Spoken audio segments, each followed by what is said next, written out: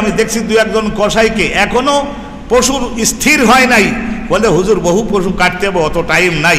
এর মধ্যে একবার পায়ের ওই সমস্ত চামড়া কাটা তারপর করে অভিজ্ঞ লোকের মধ্যে তো বলছে হাত্তাইয়া ব্রুদা।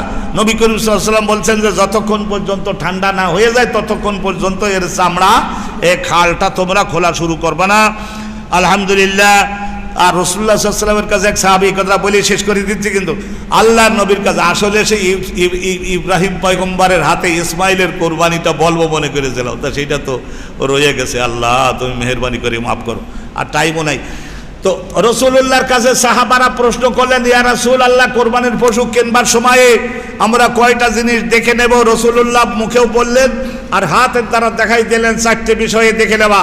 দেখবা তোমরা যে তোমার কোরবানির পশুটার শিং সুন্দর আছে কিনা, দুইটা শিং, দুইটা কান আর দুইটা চোখ, এইটা ঠিক আছে কিনা, আর হলো